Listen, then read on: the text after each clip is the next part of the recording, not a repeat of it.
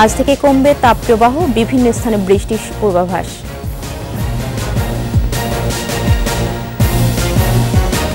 জুলাইয়ে বাণিজ্যিক উৎপাদনে যাচ্ছে মাতারবাড়ির দ্বিতীয় ইউনিট। জাতীয় গ্রিডে যোগ হবে 1200 মেগাওয়াট বিদ্যুৎ। অভিযান চললে নারায়ণগঞ্জে বাড়ে মাদকের দাম, প্রভাবশালী চক্র ম্যানেজ করে সবকিছু।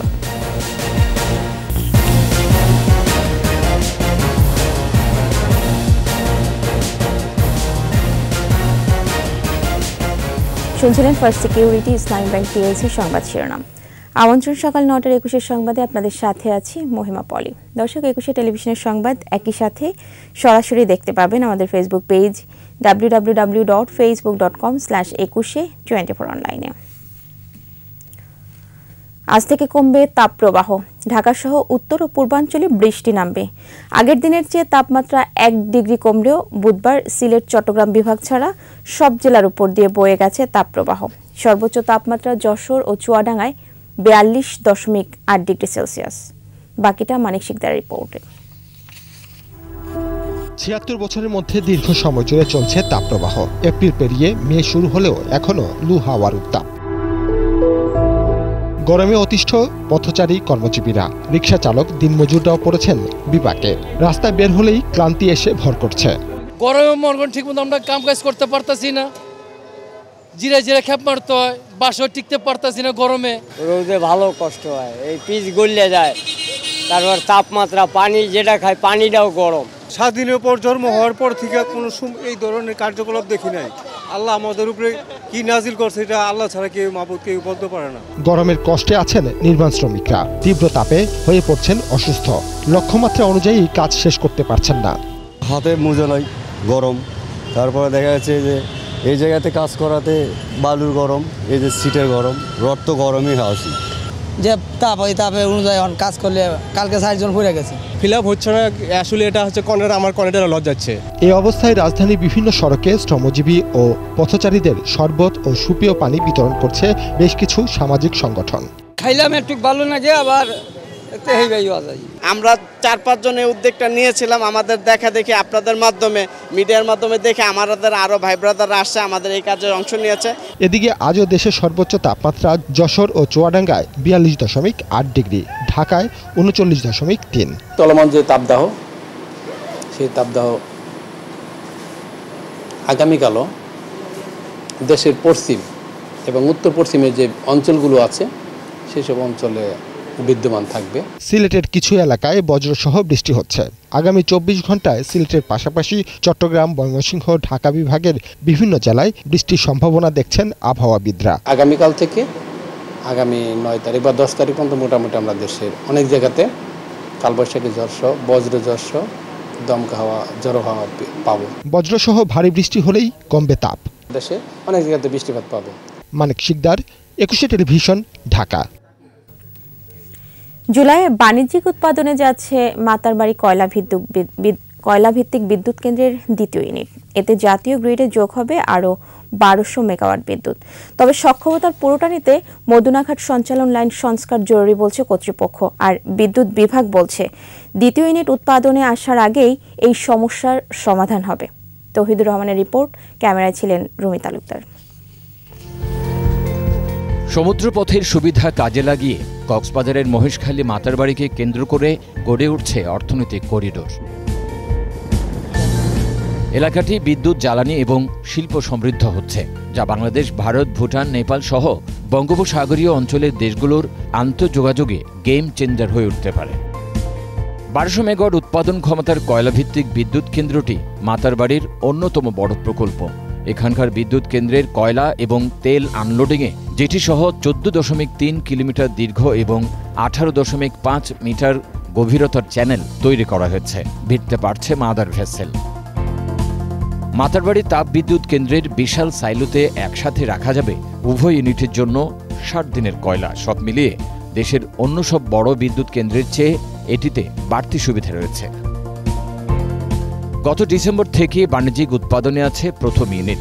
পরীক্ষামূলকভাবে উৎপাদনে রয়েছে দ্বিতীয় ইউনিটও। বিদ্যুতের অর্থ বকেয়া থাকায় কয়লা আমদানিতে চ্যালেঞ্জ তৈরি হয়েছে বলে জানায় কর্তৃপক্ষ। প্রোডাকশন কস্ট আমার 8 টাকার মতো পড়ে কয়লা করে, যেহেতু কয়লাটা আমি সরাসরি এখানে আনলোডিং করতেছি, এই জন্য আমার আনলোডিং কস্ট নাই বললেই চলে। এ যাবৎ আমরা প্রায় 700 কোটি টাকার বিদ্যুৎ বিক্রি করছি এবং এই বিদ্যুৎ বিল এখনও আমরা পাই নাই।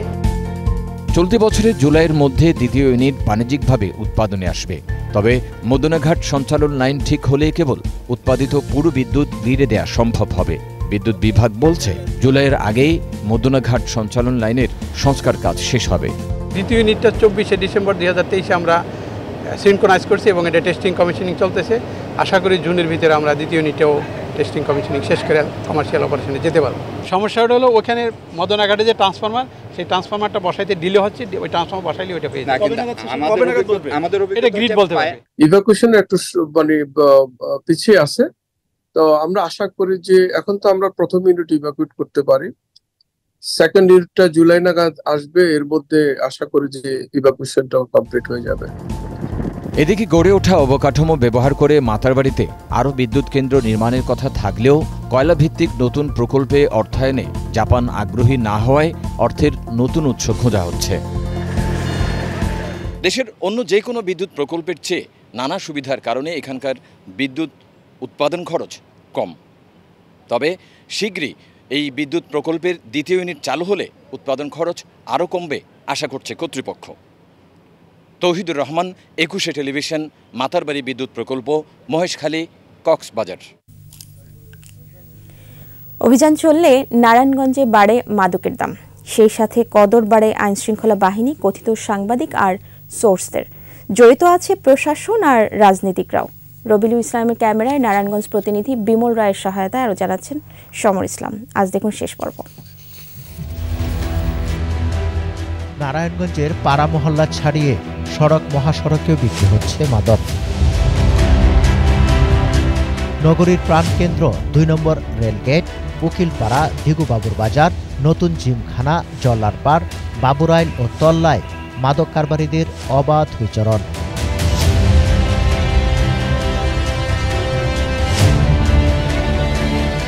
মাদক বিক্রির টাকা নিয়ে নিজেদের মধ্যে বিরোধ হলেও পুলিশের হাতে কেউ ধরা পড়লে তাকে ছাড়াতে একজোট হয় সবাই। টাকা দিয়ে পুলিশের সোর্স, কথিত সাংবাদিক ও অসৎ রাজনৈতিক নেতাকর্মীদের হাত ধরে চলায় সহজে বন্ধ করা যাচ্ছে না মাদক কারবার।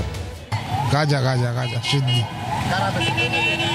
এনো বেসে কারা, এটা তো নাম জানি না, এনো পেশেন্টে নিয়ে যায় এক পটলা। রুল মেয়ে কয় মাদক বেচতে, পটলা বেচতে হয়। পটলা বেচতে রুলে কি পুলিশের সোর্স নাকি? পুলিশের সোর্স করে সদর থানা নাম কয়, তো নাম কয় মনে করেন টাকা পয়সা নাই, টাকা পয়সা হুদে যদি মাদক পায় তো স্যার পাইছি স্যার আপনি আসেন, তাই এই কথা কইলে কি করে লগে যা পায় সবাই চারিকা দেয়। এটা বানাবে আছে, ইয়াবা বেছে, হানেট বেছে, মেয়েদের বুটি আছে না, এটা বেছে ভাইছে মিনা বাজার। মাদক নির্মূলে সবার সহযোগিতা ও সচেতনতা জরুরি বলছে পুলিশ ও মাদক নিয়ন্ত্রণ অধিদপ্তর। পুলিশের কোনো সদস্য যদি মাদক বেচা কেনা, মাদক খাওয়া এবং মাদক ব্যবসায়ীকে সহায়তা করে এবং সেটা যদি প্রমাণ সহকারে আমি ধরতে পারি, সাথে সাথে সে অ্যারেস্ট হবে, তার বিরুদ্ধে এই আইনগতভাবে যে ব্যবস্থা গ্রহণ করার প্রয়োজন সেটাই করব এবং এক বিন্দু এখানে ছাড় দেওয়ার কোনো প্রশ্নই আসে না। জনপ্রতিনিধিরা যদি আমাদের সাথে থাকে, আইন শৃঙ্খলা বাহিনী সবাই মিলিতভাবে যদি আমরা সোচ্চার হই, তাহলে এই জিনিসটা মোকাবেলা করা, অন্তত এটাকে কন্ট্রোল করা যাবে, কন্টেইন করা যাবে, একটা জায়গায় নিয়ন্ত্রণে আনা যাবে। সম্মিলিত প্রচেষ্টায় নারায়ণগঞ্জকে মাদকমুক্ত করা সম্ভব মনে করেন নগরবাসী। সমর ইসলাম, 21শে টেলিভিশন। নিচ্ছি সংবাদ বিরতি। যখন ফিরছি তখন অন্যান্য খবরের সঙ্গে আরও থাকবে। রাজশাহীতে পদ্মা পাড়ে অস্বাস্থ্যকর শরবত, মেশানো হচ্ছে ময়লাযুক্ত বরফ।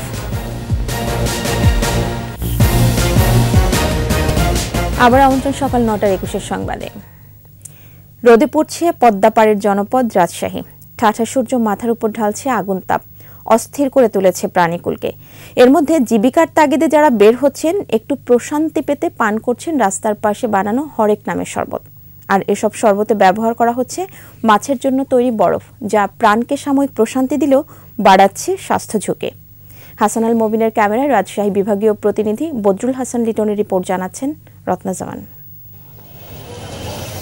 অব্যাহত অতি তীব্র তাপপ্রবাহের মধ্যে রাজশাহী নগরে রাস্তার পাশে ব্যাঙের ছাতার মতো গড়ে উঠেছে শরবতের দোকান।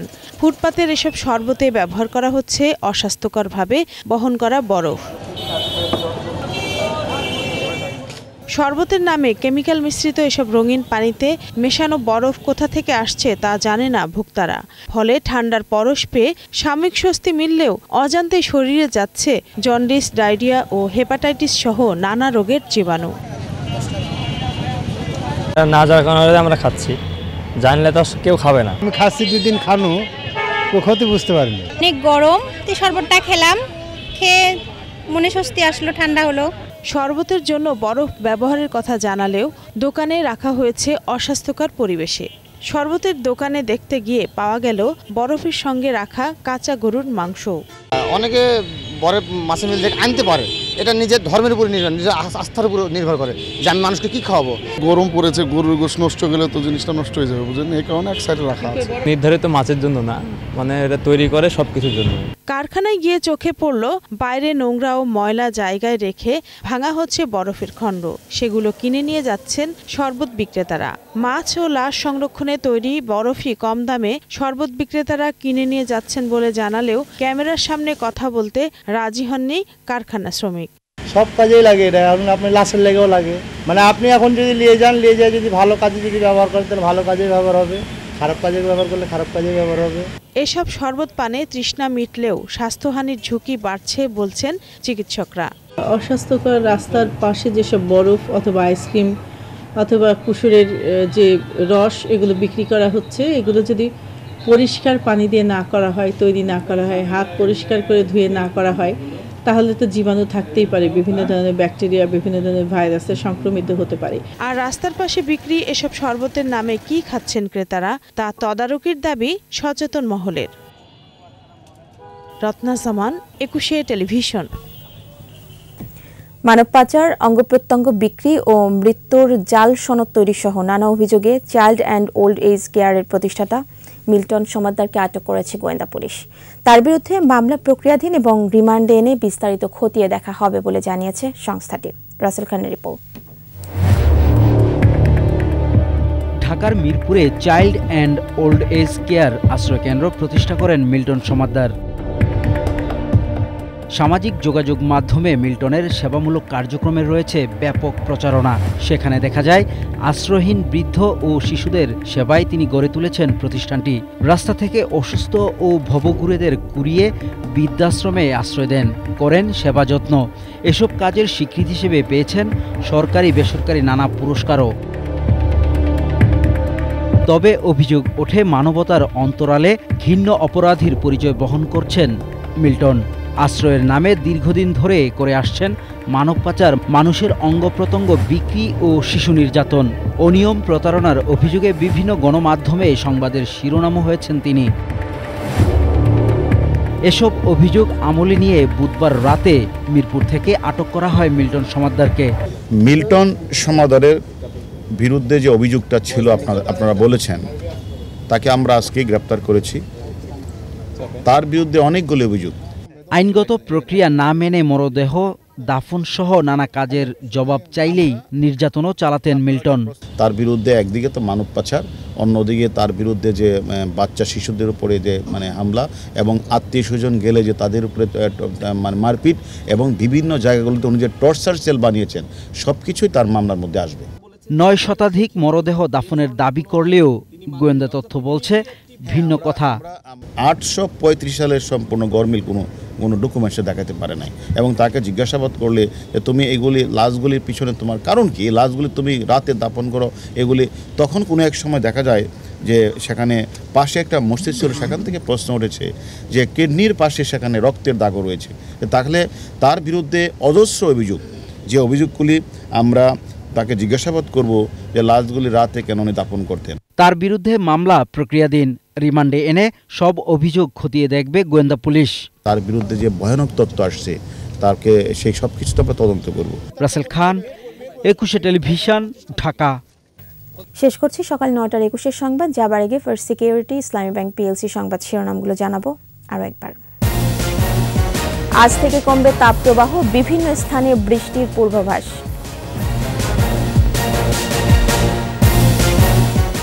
জুলাইয়ে বাণিজ্যিক উৎপাদনে যাচ্ছে মাতার বাড়ির দ্বিতীয় ইউনিট। জাতীয় গ্রিডে যোগ হবে 1200 মেগাওয়াট বিদ্যুৎ। অভিযান চলে নারায়ণগঞ্জে বাড়ে মাদকের দাম, প্রভাবশালী চক্র ম্যানেজ করে সবকিছু।